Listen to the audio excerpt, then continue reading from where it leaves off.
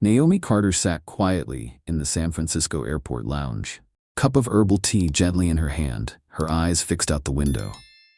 Planes were quietly on the runway, ready to take off, but nothing seemed urgent to her. She had seen enough, had been on many such flights, but this time, the feeling was different. Something hung in the air, as if everything was on the verge of a crucial turning point. She gently stroked the old leather notebook in her hand, a gift from her father, a World War II veteran. It was not just a souvenir, but a part of his legacy to her. The pages were worn with time. The smell of old paper reminded her of the words he had taught her. No matter what happens, you must move forward. Only then can you live fully. Naomi had always remembered those words clearly, but today, as she faced this flight, those words rang in her head with a different weight. Her hand gently touched the small scar on her left arm, a mark from the Middle Eastern battlefield, where she had seen enough to harden her heart. This scar was an integral part of her story, though she had never told anyone. It was a reminder of what she had overcome, what she had endured, and what she had lost. She looked out the window at the planes, her hand gently clasping the notebook, her heart lightly preparing for the next steps. It wasn't a battle. It wasn't about life or death. It was just the decisions she had to face, the choices she had to make with a weary heart. She had won. But was that victory enough to dispel the darkness in her heart? She didn't know. She only knew that, no matter what, this journey had to continue.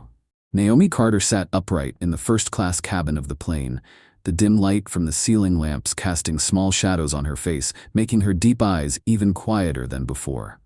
The plane lifted off the ground slowly, a gentle movement, almost imperceptible to the other passengers. But for Naomi, it was a rare moment of serenity. She gazed dreamily out the window, where the clouds drifted lazily in the gray light of early morning. Below her, New York City slowly shrank, but her heart was heavy with thoughts of the upcoming mission, a summit in Washington, D.C., that she would attend. The meeting would not only shape national policy, but could be a turning point for her future, for what she had fought to achieve her entire career. It was a battle not only with the enemy outside, but also with her comrades, who could not see her with respect, but instead with suspicion. She remembered her early days as a young female general in the army, where her every move was monitored, cold eyes and gossip behind her back, wondering if she was capable of leading. Was she just a pawn for the decisions of her superiors? Those questions never stopped haunting her. At times, she felt as if she was a bird trapped in a cage. Every time she tried to spread her wings and fly high, she was constrained by the relentless prejudices. A double check on every decision she made. She remembered the first time she was removed from an important strategic team. The only reason given was that she didn't fit the bill. The feeling of being left behind, of being overlooked, hurt her more than any battle she had ever fought. But it was those feelings that nourished her, turned them into motivation to rise. Somehow, she proved to everyone that a person's strength lies not in their appearance or in their visible qualities, but in their ability to face fear, loneliness, and continue to fight. Naomi gently held the warm cup of tea in her hands, the heat spreading across her skin, a reminder that no matter how difficult the road was, she was still steadfast. The picture of the upcoming conference, with national security leaders and strategists waiting for important decisions, made her heart beat faster. She knew that this was not just another meeting in her career. This was her chance to prove that she was not some obscure black female general, but an important part in building the future of national security. She could not miss this opportunity.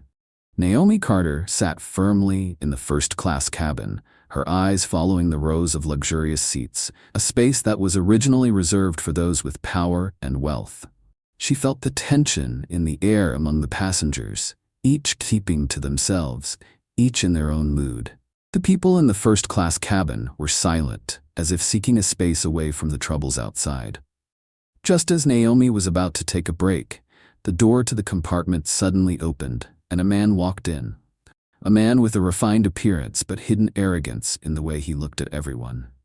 Curtis Langston, a middle-aged white businessman elegantly dressed, his voice was sarcastic as he looked at Naomi. "Ma'am, this lane is for first-class passengers only. Unless you're lost?" he asked, his eyes glancing over Naomi's military briefcase, as if assessing her worth through this item. Naomi didn't respond right away. She simply held up the ticket. A confident gesture that didn't require much talking. She didn't need to prove anything. The internal battles she'd fought throughout her career had taught her that sometimes silence was the strongest response. Curtis looked down at Naomi's briefcase and muttered, "People can rent those bags these days."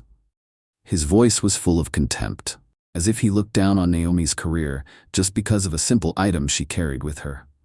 Naomi heard it, but did not flinch. She did not need to prove her worth through such frivolous things.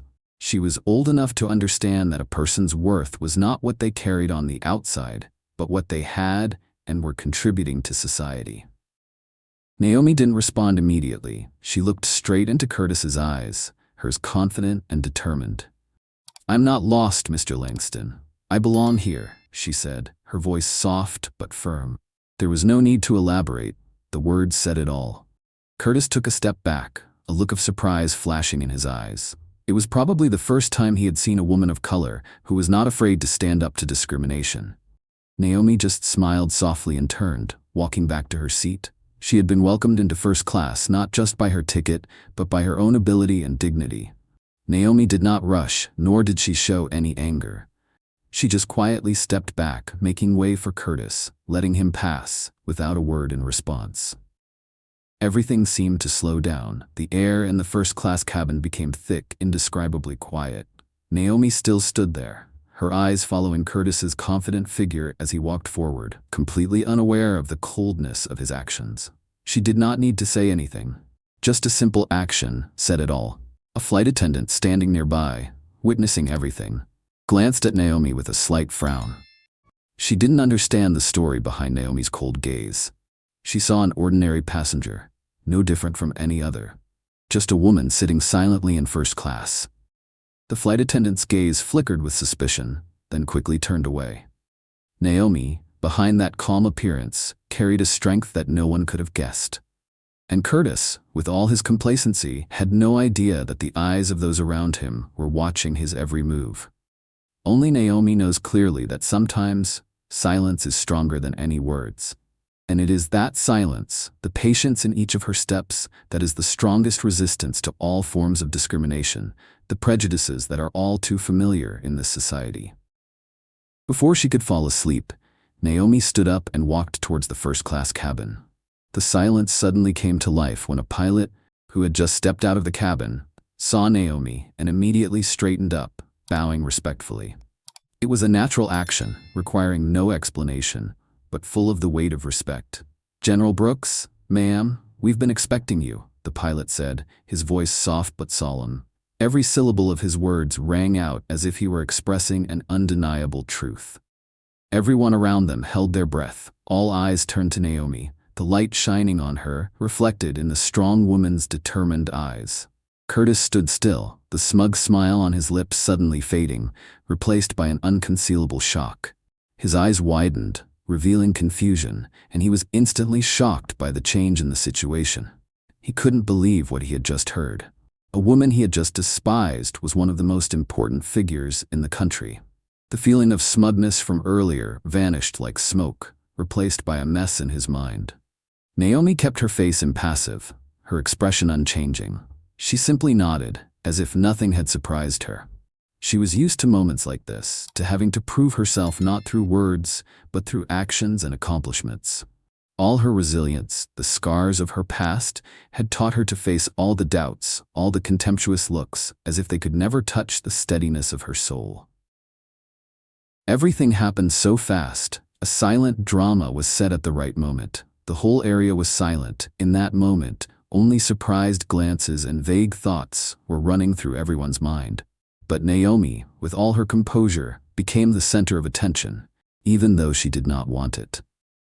She did not do it for fame nor for status, but simply for her work, for what she had done and continued to do for this country. As someone who had been through countless trials, Naomi felt nothing but serenity in the face of this truth. She stood there, unobtrusive, not wanting to add anything, but everyone around her already knew. This woman was not just an ordinary passenger. She was a soldier, a general, and above all, a symbol of resilience in a challenging world. In an instant, the atmosphere changed completely. A crew member stood up, her eyes not flustered but determined, as if she had prepared herself in advance. She approached Naomi with a gentle smile and clear respect in her voice. "General Brooks, ma'am, please come on board first." The message rang out clearly. From now on, everyone had to give way. But the moment Naomi stood up, the inevitable happened. Curtis, still sitting proudly in his first-class seat, narrowed his eyes in an attitude that could not be hidden from his annoyance. He tried to protest, his voice full of sarcasm, as if he still could not grasp that things had changed. "I had reservations," Curtis said angrily, unable to bear the humiliation in front of dozens of eyes watching him. But once again, Curtis's words were in vain. The flight attendant gently pointed to the seat Curtis was occupying and firmly announced, "This seat is a priority seat for high-ranking security officials. You need to move somewhere else." Although Curtis protested more and more, becoming more and more irritable, the demands did not change. There was no room for argument, no way out for his arrogance. The surrounding passengers witnessed this scene, their eyes starting to shift from curiosity to satisfaction. A man sitting nearby, upon noticing Curtis's humiliation, whispered softly to the person next to him, as if to emphasize the obvious. "Serves him right." These words, small but powerful, served as a reminder that arrogance and misjudgment would eventually pay the price. Curtis stood up, still maintaining his arrogant expression, but he couldn't deny his defeat in this moment. He silently moved to another chair, a change he never thought of, never imagined that he would be the one to give way. All that was left was a feeling of loss, and in his mind was a storm of regret. Naomi, with all her composure, did not turn to look at Curtis. She just walked straight ahead, as if there was no distraction. She knew that no words could change what was happening, so she just walked silently, leaving behind all the glances, all the surprises and small conversations from the surrounding passengers. When Naomi entered first class, no one doubted her anymore. She had nothing to prove, no need to say another word. Her mere presence showed that sometimes resilience and courage don't need justification. They just need to be demonstrated through action. And in that moment, Naomi Carter was not just a passenger, but a symbol, a victor in a battle without words. The flight continued. The first-class cabin was still peaceful, a special silence prevailed. Night had begun to fall. The sparkling lights of the cities below became scattered patches of light in the night. Naomi sat silently, her eyes still thoughtful, but in those eyes was the serenity of someone who had gone through too many trials. What had just happened on the plane was not the first time she had faced discrimination, but it would not be the last. She was used to the looks and words filled with doubt, but she knew that she could not let those things shake her belief in herself. A moment later, the head stewardess approached her, bowed slightly, her face filled with sincerity and regret. She spoke softly, her voice filled with emotion. "I'm sorry for what happened earlier. You deserve more respect." The apology was like a gentle breeze, blowing through the quiet space of the first-class cabin. Everything seemed to settle down, not just a simple apology, but an admission that what Naomi had endured was not right. But Naomi, with her usual composure, did not react strongly, did not raise her voice to reproach or anger. She only smiled slightly, a smile that was not forced, but full of understanding. She looked gently at the stewardess, her eyes without any judgment, only serenity, as if everything was beyond the possibility of change. "I am not here to be respected," Naomi replied, her voice steady, as if she had said it 100 times. "I am here to serve." Naomi's words were an undeniable affirmation. They were not words to please anyone, but a way for her to express herself, to prove that respect was not what she was looking for. She had come into this world with a clear purpose, not to receive, but to give. She understood that she would not always be recognized, but the important thing was that she remained steadfast on the path she had chosen. And it was this steadfastness that made Naomi an icon, not because she needed recognition, but because she never gave up on her mission. The head stewardess looked at Naomi for a long time, her eyes filled with admiration and deep gratitude. She could understand the resilience and courage that Naomi carried within her. It was not an easy thing to accept in a world that sometimes judged people based on their appearance. But Naomi, with every gesture, every word, affirmed that nobility does not come from how others see us, but from how we ourselves live and act. And in that moment, both women, although they had never shared their stories, understood one thing clearly. Sometimes, connection does not need words. It is expressed through the eyes, gentle gestures, and more importantly, through mutual respect. After her flight, Naomi stepped out of the airport and into her SUV, heading toward the hotel where the conference would be held. Washington, D.C. was slowly emerging in the evening light, and the city lights were twinkling on the wide streets.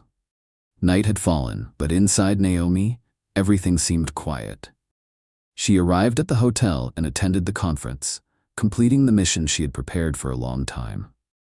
In the end, all the stress, all the doubtful looks, no longer mattered.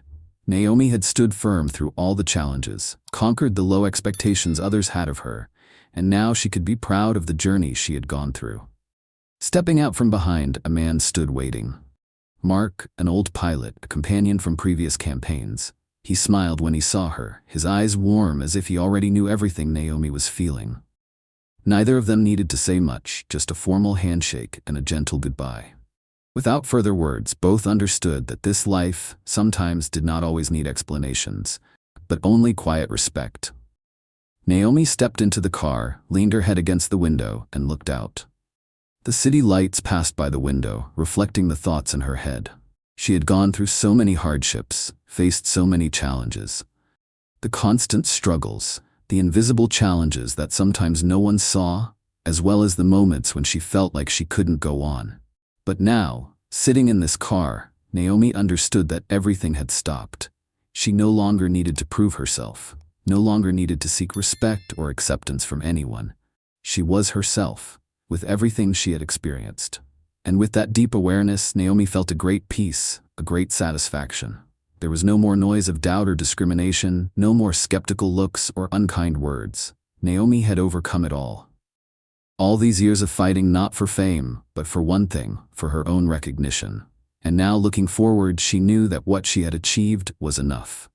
She didn't need to do anything more. She was who she was, and that was enough.